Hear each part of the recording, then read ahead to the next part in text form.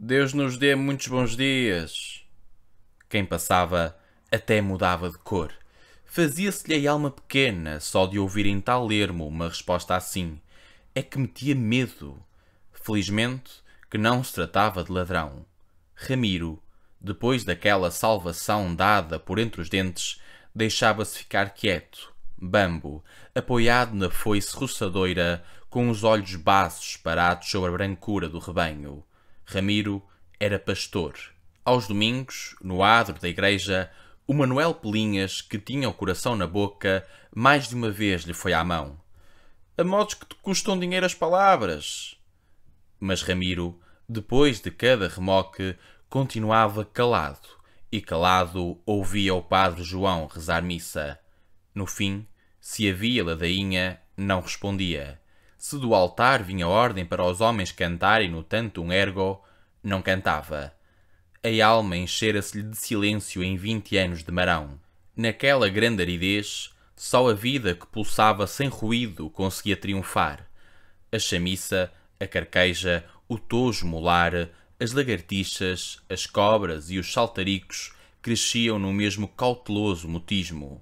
No março, a torga floria, mas não chegava esse alarido de cor para acordar as fragas, e a lição que Ramiro recebia diariamente era a de uma irremediável afonia cósmica, de vez em quando quebrada pelo balido monossilábico de um cordeiro que se ficava esquecido a olhar um seixo, ou pelos uivos do rilha que, presuroso, dava sinais de lobo.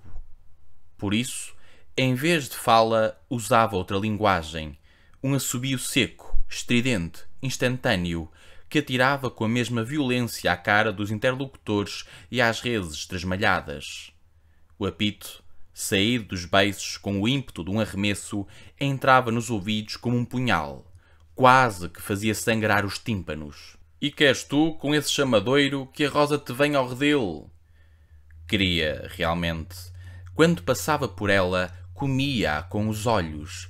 Desgraçadamente, não sabia formular de outra maneira o desejo que o roía, e por mais que a mãe lhe preparasse o terreno, continuava solteiro, à míngua de expressão. Pela manhã, erguia-se antes do próprio laboreiro, mas nem pedia a bênção à pobre tia Etelvina, que considerava aquele filho um castigo de Deus. Nem dava bons dias ao rebanho, um assobio apenas, e com ele avisava a velha e os cordeiros de que eram horas. A infeliz vinha entregar-lhe a merenda e o gado punha-se de perna alerta. Daí a nada, a procissão estava em andamento a caminho do Marão, o deserto do São. E sozinho, de livre vontade, nunca emparceirava. A regra era ir sempre desacompanhado, mesmo que levasse o gado até aos confins da serra. Haverá pasto na gralheira? Nada mais. Quem quisesse, fosse ver. Continuava distante, absorto, de beiços cozidos. Se acontecia encontrar-se com outros colegas na mesma encosta e não conseguia arredar-se, ou lhe não convinha, deixava-se ficar sem abrir a boca, como se não desse sequer pela presença do intruso. Assim sucedeu naquele dia. O Ruela apareceu e os malados que andava a engordar entraram de repelão pelo rebanho dele. Não tugiu, nem mugiu, e nessa situação se manteve horas a fio até que a desgraça cedeu. Mesmo depois, no remate da tragédia, nada disse. À justificação do Ruela, respondeu com maior dureza no olhar. E quando levantou a foice, foi também em silêncio, como se fosse cumprir um voto. À salvação que não lhe quis acertar. Mas Ramiro estava perdido. A mimosa era a mais bela ovelha de Arca, e vê-la assim, estendida e morta, e além das forças da sua compreensão. Acredita que o fiz sem querer.